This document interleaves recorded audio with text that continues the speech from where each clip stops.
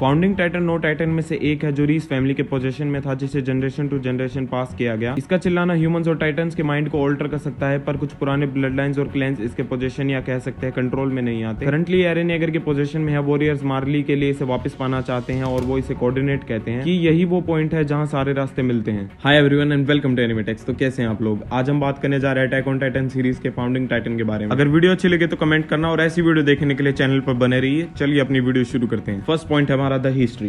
करीब 2000 साल पहले यमिर फ्रिट्ज को टाइटन का पावर मिला और वो सबसे पहली टाइटन बनी। 13 साल तक पावर में रहने के बाद उसकी मौत हो गई और उसके पावर्स के 9 इनहेरिटर्स बने। अगले 1700 सालों तक फाउंडिंग टाइटन अपने direct descendants royal Fritz family में ही रहा। यमीर के मरने के बाद 9 टाइटन से एल्डियन एम्पियर बना। टाइटन के कंट्रोल के ऊपर बहुत से फैमिली के बीच में लड़ाई हुई जो रॉयल फैमिली से नीचे थे। इन 17 सेंचुरीज के बाद फाउंडिंग टाइटन को कार्ल फ्रिट्ज ने इनहेरिट करा। 145वां फ्रिट्ज किंग फ्रिट्ज एल्डिया कॉन्फ्लिक्ट को इग्नोर करके एल्डिया की कैपिटल पैराडी आइलैंड रिएलोकेट कर लेता है और फाउंडिंग टाइटन का यूज करके उसने बहुत से कोलोसल टाइटन क्रिएट करे, जिससे उसने 3 दीवारें बनाई, मारिया, रोज एंड सीना। फाउंडिंग टाइटन के एब्सेंस में ग्रेट टाइटन वॉर फिर से कंटिन्यू हुई। वॉर के दौरान एल्डिया ने मेन कॉन्टिनेंटल आइलैंड से हार गए और उसके लोग पैराडी आइलैंड पहुंच गए। कुछ वक्त बाद सारे लोग वॉल्स के अंदर एकजुट होकर कार्ल फ्रिट्ज फाउंडिंग टाइटन से सभी पॉपुलेशन के माइंड से आउटसाइड वर्ल्ड की एक्टिविटी को इरेज कर देता है, जिससे सभी को ये लगने लगता है कि वो आखिरी इंसान बचे हैं जो टाइटन्स के बीच में है। वॉल मारिया के गेट को बंद करने के बाद कार्ल फ्रिट्ज अपने भारी रिलेटिव्स को अनाउंस करता है कि फाउंडिंग टाइटन के साथ एक समझौता हुआ है एल्डिया के लिए पीस सिक्योर करना और नेशन के इवेंचुअल डिस्ट्रक्शन को अरेंज करने के लिए। कार्ल फ्रिट्ज इंश्योर करता है कि उसके आगे आने वाले सक्सेसर उसकी विल से ओवरकम हो जाएंगे अगर वो फाउंडिंग टाइटन को एल्डिया के लिए यूज करता है। कुछ वक्त बाद किंग रॉयल फैमिली में अपने डिसेंडेंट्स को अपना फाउंडिंग टाइटन पास कर देता है, जिसे रीस फैमिली के नाम से बाद में जाना जाता है। जनरेशन टू जनरेशन रीस फैमिली इसे पास करती है। देखा जाए तो फाउंडिंग टाइटन को पूरी रीस फैमिली ने इनहेरिट करा। अपने फादर से फाउंडर के साथ इन्होंने अपने आप को केनी एकरमैन से बचाया और बाद में वो लोग अच्छे दोस्त बन जाते हैं। कुछ वक्त बाद 842 में अपनी भतीजी फ्रीडा रीस को फाउंडिंग टाइटन पास कर देता है वो उसके बड़े भाई रोड रीस की बेटी। 3 सालों तक फ्रीडा अपने फाउंडिंग टाइटन का कम इस्तेमाल करती है, पर अक्सर वो अपने हाफ सिस्टर हिस्टोरिया रीस से मिलने जाती थी और फाउंडिंग टाइटन से मिलने की यादों को मिटा देती थी। 3 साल बाद वॉल मारिया गिरने लगी। शिगांशिना डिस्ट्रिक्ट पर अटैक सुनने के बाद रीस फैमिली अंडरग्राउंड में मिलती है, जहां पर फाउंडिंग टाइटन को पास करा जाता था। उस जगह पर ग्रीशा येगर आ जाता है, जिसे 13 साल पहले एरन क्रूगर ने फाउंडिंग टाइटन को लेने का टास्क दिया था। ग्रीशा खुद को एल्डियन और सब्जेक्ट ऑफ यमीर कहता है। वो फ्रीडा को रिक्वेस्ट करता है कि वो लोगों को बचाए, और उसकी रिक्वेस्ट का कोई जवाब न मिलने पर बिना किसी चॉइस के वो क्रूगर के प्रॉमिस को पूरा करने के लिए ग्रीशा अटैक टाइटन बन जाता है और फ्रीडा की फाउंडिंग टाइटन से लड़ता है। अपने इन एक्सपीरियंस की वजह से फ्रीडा तुरंत ही हार जाती है और ग्रीशा उसके पावर्स को लेकर उसे मार देता है, पर रोड रीस अपनी जान बचाकर भाग जाता है। ग्रीशा वापस वॉल रोज चला जाता है और अपने परिवार को ढूंढने लगता है। फिर वो अपने बेटे एरन और मिकासा को ढूंढ लेता है। उससे उसे पता चलता है कि उसकी वाइफ कार्ला मारी गई। ग्रीशा क्रूगर के मिशन को एरन को सौंप देता है और उसे अकेले में ले जाकर टाइटन सीरम इंजेक्ट कर देता है। एरन को यह बात 5 सालों बाद तक नहीं पता चली थी कि वो टाइटन बनने के बाद अपने ही फादर को खा जाता है, जिससे कि उसके पास अटैक ऑन टाइटन और फाउंडिंग टाइटन की पावर आ जाती है। Clash of the titans arc. Scouts को फॉरेस्ट ऑफ जायंट ट्रीज में ले जाने से पहले राइनर कहता है कि रीस फैमिली और ऑर्डर ऑफ द वॉल के कनेक्शन की वजह से हिस्टोरिया उनके वॉरियर्स मिशन के लिए एक वैल्यूएबल एसेट है और उसके होने से उनका मिशन इजी हो जाएगा अगर एरन येगर कोऑर्डिनेट नहीं है तो। और उसी दिन उनका शक कंफर्म हो जाता है जब Eren Yeager founding Titan use करता है। जब वो स्माइल करते हुए टाइटन के हाथ को स्ट्राइक करता है चिल्लाते हुए, तभी प्योर टाइटन उस स्माइल टाइटन को मारने लगते हैं। जब राइनर और बेरथोल्ट उसे अप्रोच करते हैं, एरन येगर फिर से चिल्लाता है, जिससे फाउंडिंग टाइटन ट्रिगर हो जाता है और सभी प्योर टाइटन्स वॉरियर की तरफ बढ़ने लगते हैं और स्काउट्स भाग जाते हैं। वॉलरोस जाते वक्त सभी टाइटन स्काउट्स को इग्नोर करते हुए वॉरियर्स की तरफ आगे बढ़ते हैं एरन के सबकॉन्शियस के ऑर्डर की वजह से। Royal government arc. Military police से केनी एकरमैन स्क्वाड एरन येगर और हिस्टोरिया रीस को किडनैप करके हिस्टोरिया के फादर के पास ले जाते हैं। हांजी एरन के नोट को पढ़ती है कि कैसे यमीर को टाइटन पावर मिला। वो समझ जाती है कि गवर्नमेंट एरन के पावर को पाना चाहती है। एरन को होश आता है, वो बंधा हुआ होता है अंडरग्राउंड चैपल में। धीरे धीरे आंखें खोलते हुए उसे फ्रीडा रीस जो पहले फाउंडिंग टाइटन रह चुकी है उसका विजन आता है। बाद में रोड और हिस्टोरिया एरन के बैक पर हाथ रखती हैं, जिससे उसकी मेमोरीज ट्रिगर हो जाती हैं और एरन को उसके फादर के बारे में याद आता है। Return to शिगांशिना arc. 2 महीने बाद स्काउट रेजिमेंट शिगांशिना डिस्ट्रिक्ट को रिगेन करती है। वो लोग येगर फैमिली के बेसमेंट में आते हैं, जहां ग्रीशा ने एरन येगर के लिए सीक्रेट छुपा रखे थे। 3 छुपाए हुए जनरल्स में से एक ग्रीशा के चाइल्डहुड के बारे में पता चलता है जब उसे फाउंडिंग टाइटन के बारे में पता चला था। ग्रीशा के पास में उसने एक रेस्टोरेशनिस्ट का ग्रुप ज्वाइन किया था जो किंग से फाउंडिंग टाइटन लेगा। ऑर्गेनाइजेशन हार जाती है और फिर ग्रीशा को फाउंडिंग टाइटन लेने का टास्क एरन क्रूगर से मिलता है। एक एल्डियन स्पाई मार्ली गवर्नमेंट में मिलिट्री गैदर होती है बेसमेंट में हुई डिस्कवरीज को डिस्कवर करने के लिए। एरन उस वक्त के बारे में सोचता है जब उसके पास फाउंडिंग टाइटन आया था, जब उसने स्माइल करते हुए टाइटन के हाथ को स्ट्राइक करा था। अपने फादर की पास्ट मेमोरीज में उसे उसके फादर की वाइफ डीना के बारे में पता चलता है और फिर एरन को पता चलता है कि डीना फाउंडिंग टाइटन के अपीयरेंस के लिए रिस्पॉन्सिबल है। फिर एरन डिस्कवरीज को मिलिट्री को दिखाने से मना कर देता है, इस डर से कि हिस्टोरिया की जान खतरे में आ सकती है। तो ये थी फाउंडिंग टाइटन की हिस्ट्री। आप लोगों को कैसी लगी आप लोग कमेंट में जरूर बताना। और इस वीडियो का दूसरा पार्ट भी आएगा जिसके अंदर हम फाउंडिंग टाइटन की एबिलिटीज के बारे में डिस्कस करेंगे। और अगर आप लोगों को ऐसी वीडियो पसंद है तो आप चैनल को सपोर्ट करते रहिए, कमेंट करते रहिए ऐसी वीडियोस के लिए। तो तब तक के लिए good bye, see you next time.